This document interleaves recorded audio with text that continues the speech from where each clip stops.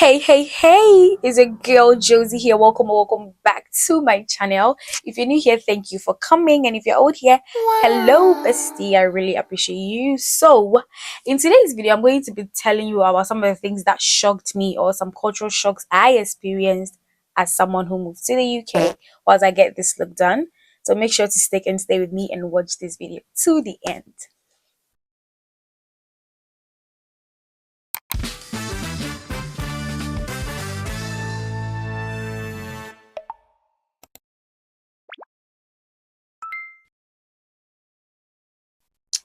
So I lived in Ghana my entire life. I moved to the UK a couple of years ago, and so these things were a shock to me, and I'm still trying to get used to them. I learn and unlearn every single day. So the first thing is you're alright. Where I come from, back home, when someone asks you, "Are you alright?" you are going to they want to know how you're doing. They genuinely want to know what's going on with you and how you're doing. Over here, when someone asks you you're all right, it technically means hello. It's a way of greeting. Hello. Like hello.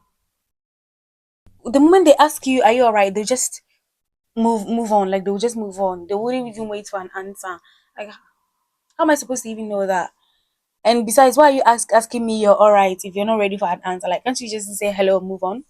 I'm still getting used to it. Like honestly, it still surprises me. Like it surprises me. I've been here for a while, but I still can't get used to, moving, not answering when someone asks me how am I doing. Sometimes I do smile and then move on. Sometimes too, the Ghanaian in me would want to answer. The next thing I'm going to talk about is saying sorry.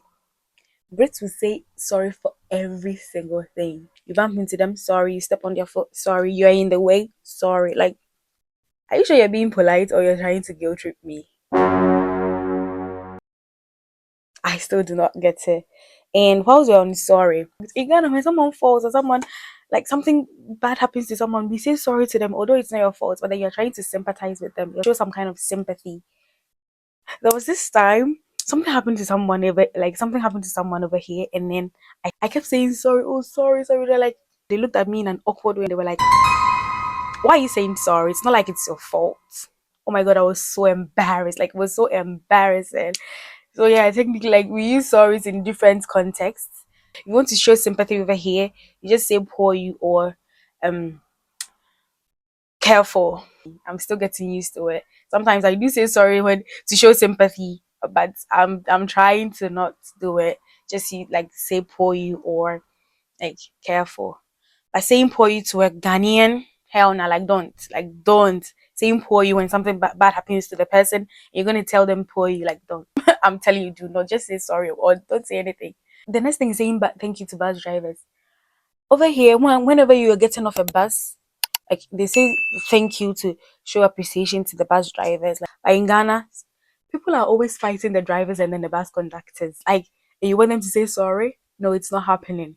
They are always in some kind of altercation or arguments, and you want them to say thank you when getting down. People don't genuinely. So the first time I went on a bus, I got down and then just went but then people say thank you, and it's something I've learned now. So whenever I get off a bus, I say thank you to the bus driver.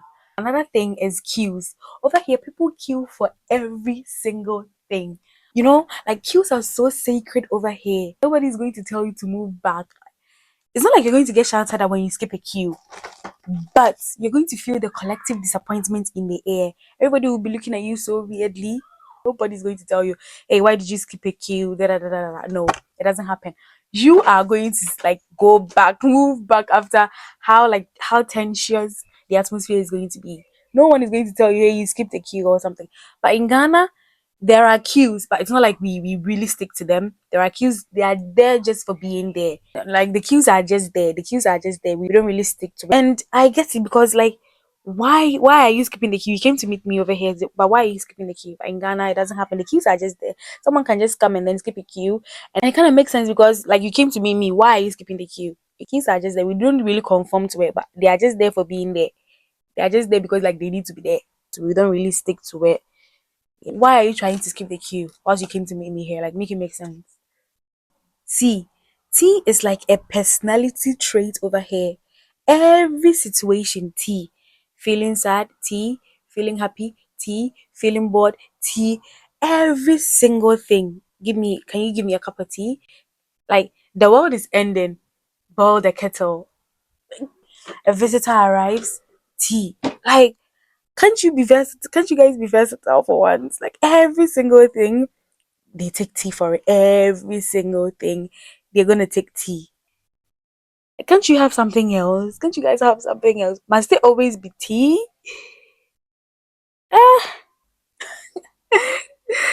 Ah, Britain tea. See, let me tell you something. If you want the actual definition of terrible, it's the British weather. The weather here is so terrible. I cannot stress it that much. Like, 1 minute it is sunny, lovely weather, it is warm. The next minute it is raining. Like, the weather changes every 15 minutes. I cannot even tell you how bad it is. I cannot tell you how bad the weather over here is. Back home, it is either it is dry or it is wet. There is no two ways about it. Either dry or wet. Over here, it is raining, it is sunny, it is windy, but somehow we are in summer. Like, make it make sense. The weather is so unpredictable.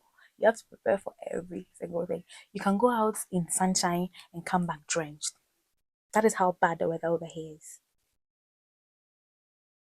And to think that, yeah, I stayed in a tropical country my entire life, but still cannot bear the sun here is diabolical.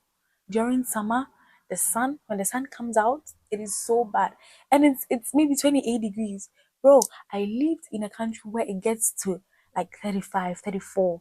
And over here, the moment it goes beyond 23, 24, you can't. The sun here is so dry. You can't feel any air in it. It's so bad. It is so bad. The heat wave here is so bad. And while we're on the weather, rains do not stop anything here. Back home, the moment it rains, the day has ended.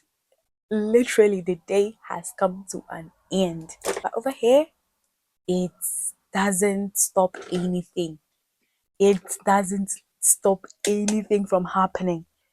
I totally understand it. I totally do, because it is always raining over here. So I totally understand. In Ghana, the moment it rains, that is it. The day has ended. The day is over. It doesn't matter the time that the rain started. Like, but then maybe unless it starts early, very early in the morning or at dawn, and then it ends early. But then if it doesn't and it starts around 7 a.m. ish and rains for like 2 hours straight, then the day has ended. After 9, the day has ended. I'm not even kidding. But over here, it doesn't matter when it rains. Just get your jacket, get your boots, get your umbrella, and get out though. And one thing I love about being here is time, how time conscious they are. Like, being on time is naturally expected. Get late for anything and you're gonna miss it. Be a minute late, you're going to miss your bus. Be a minute late, you're gonna miss your doctor's appointment. So here, being on time is expected in every situation. But in Ghana, be there at 4 o'clock. It means you're leaving the house at 5. We are so not time conscious. That's how bad it is over there. We do not conform to time at all. We do not adhere to time. But over here, time management, it's very good. It makes you alert, conscious, and ready for everything. Because in Ghana, we're so nonchalant when it comes to time. We do not care. We do not care about the time at all. And it's such a bad thing. We are getting there whenever we want. And it's such a bad thing. It's such a bad behavior. The list is endless, but the last thing I want to talk about is doctors' expectations. In Ghana, you go to the hospital, you expect tests, injections, full treatment. But over here, you go to the hospital, they tell you it's viral, go home, drink some water, and rest.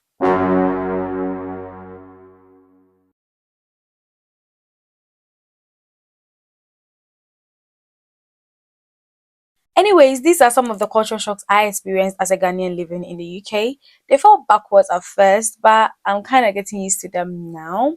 Let me know what you think in the comment section, and don't forget to share your experiences as someone living in a different country. Make sure to like and subscribe as well, and see you in the next one. Bye.